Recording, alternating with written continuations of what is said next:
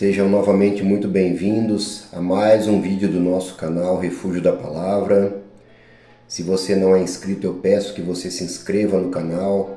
Não esquece de deixar o seu like, porque isso ajuda muito a difundir essas mensagens, esses vídeos para outras pessoas que precisam ouvir a Palavra de Deus.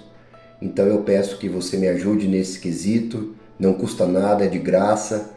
Basta você deixar o seu joinha nesse vídeo, compartilhar a mensagem, comentar nos comentários, isso ajuda muito, tá?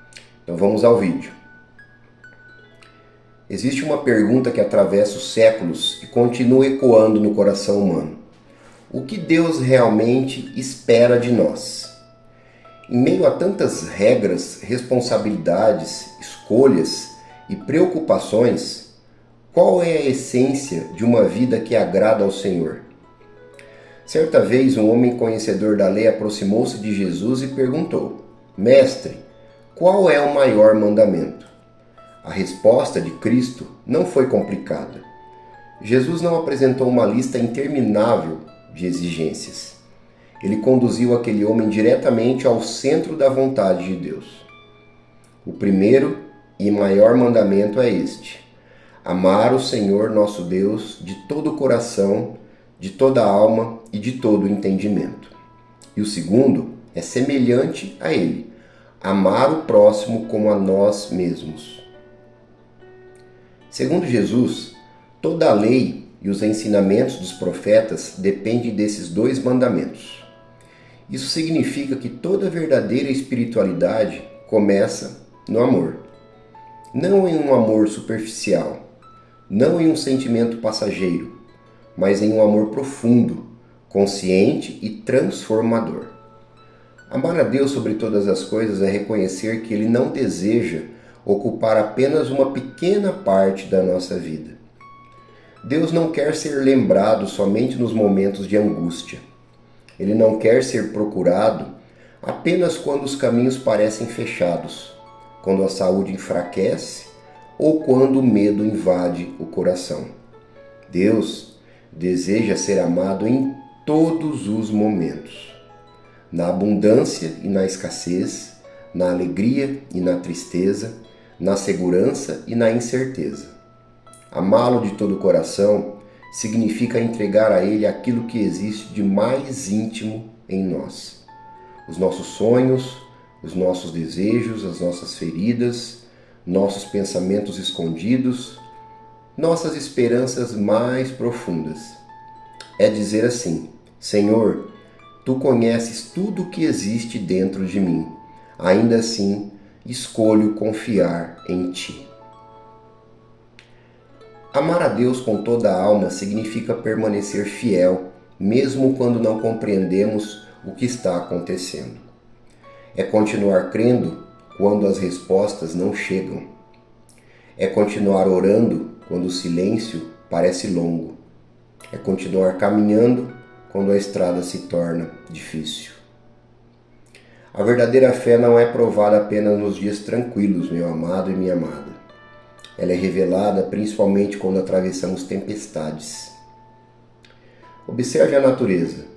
As árvores não deixam de aprofundar suas raízes porque o vento sopra com força. Ao contrário, é justamente a resistência do vento que fortalece as suas estruturas.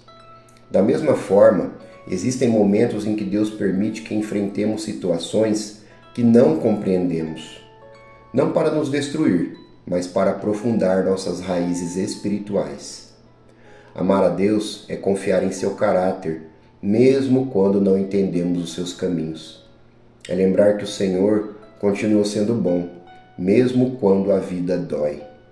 Continua sendo fiel, mesmo quando nos sentimos inseguros. Que Ele continua presente, mesmo quando não conseguimos perceber a sua presença. Muitas pessoas dizem que amam a Deus, mas Jesus nos ensina que esse amor não existe apenas nas palavras. Ele se manifesta na obediência. Quem ama a Deus procura viver de acordo com seus ensinamentos, não por medo de punição, mas porque deseja agradar aquele que ama. Quando amamos verdadeiramente alguém, seus sentimentos importam para nós. Da mesma maneira, quando amamos o Senhor, passamos a perguntar: esta decisão honra a Deus? Essas palavras refletem o coração de Cristo? Este caminho me aproxima ou me afasta da presença do Senhor? Amar a Deus é permitir que Ele governe as nossas escolhas.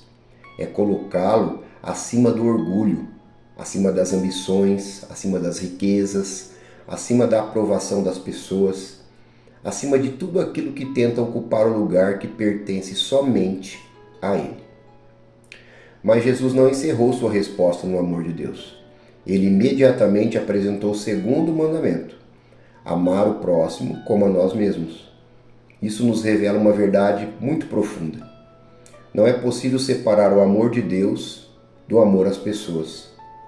O amor que sobe em direção ao céu, ele precisa também se estender na direção daqueles que estão ao nosso redor.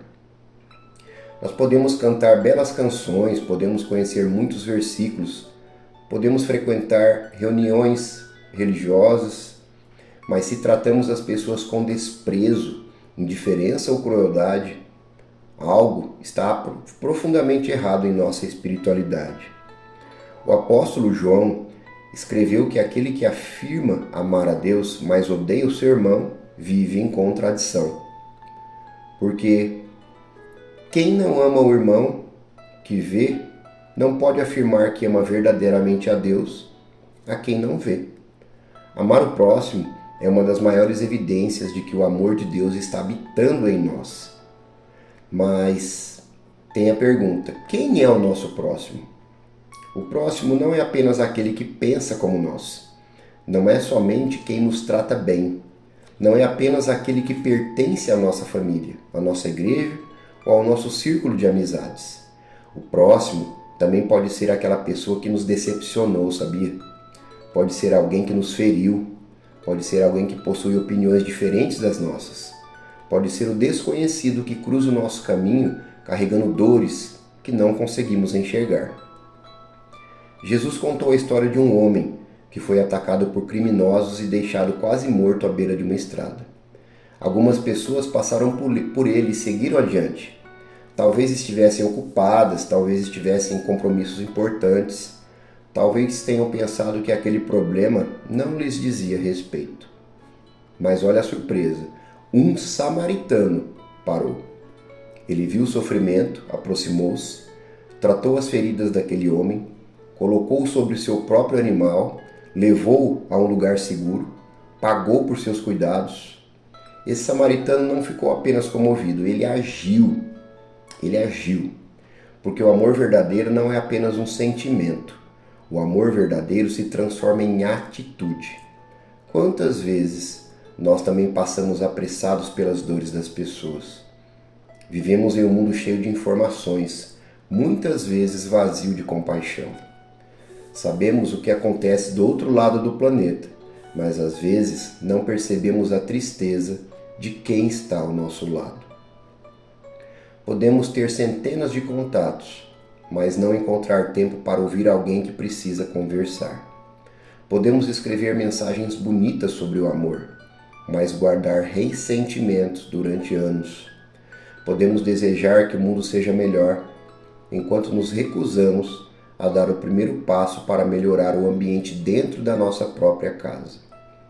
Amar o próximo começa nas pequenas coisas, em uma palavra de encorajamento, em um pedido sincero de perdão, em uma visita, em uma oração feita por alguém que está sofrendo, em um gesto de generosidade, em uma resposta paciente, em uma decisão de não retribuir o mal com o mal. Talvez existam pessoas ao nosso redor lutando silenciosamente.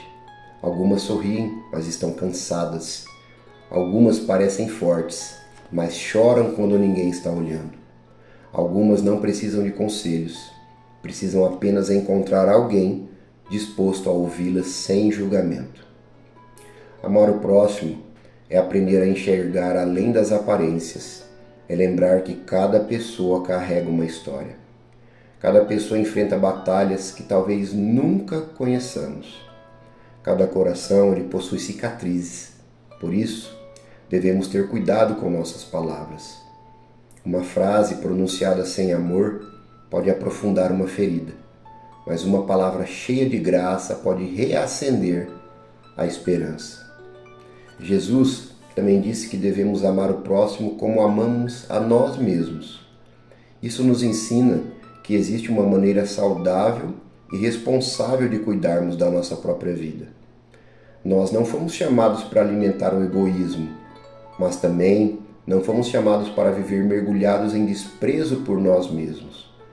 Você, meu amado e minha amada, é uma criação de Deus. Sua vida possui valor. Seu corpo, sua mente, sua alma precisam de cuidado.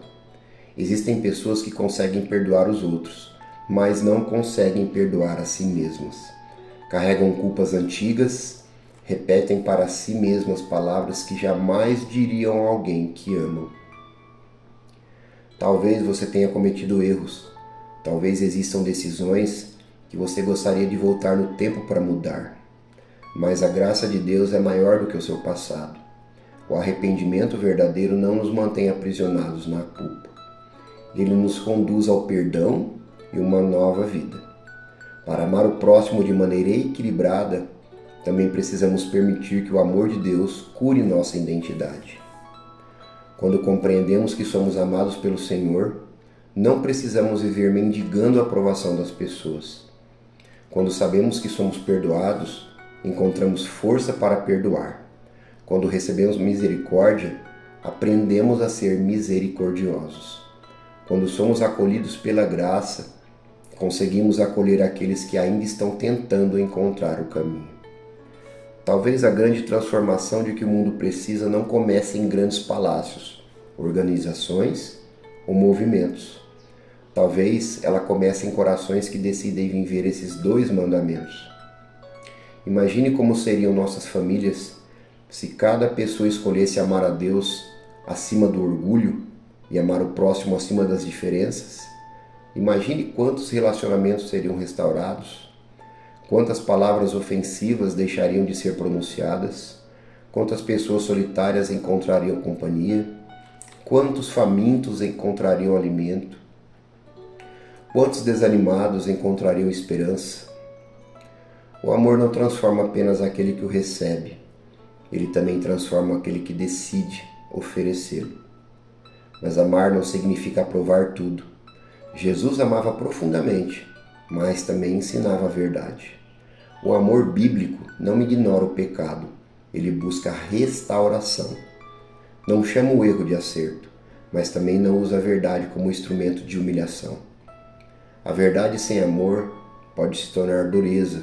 O amor sem verdade pode se tornar permissividade. Em Cristo, nós encontramos graça e verdade caminhando juntas. Precisamos aprender com Jesus. Ele tocou aqueles que ninguém queria tocar. Ouviu aqueles que muitos desprezavam. Sentou-se à mesa com pessoas rejeitadas. Perdoou pecadores arrependidos. Chorou com os que choravam. Alimentou os famintos. Acolheu crianças.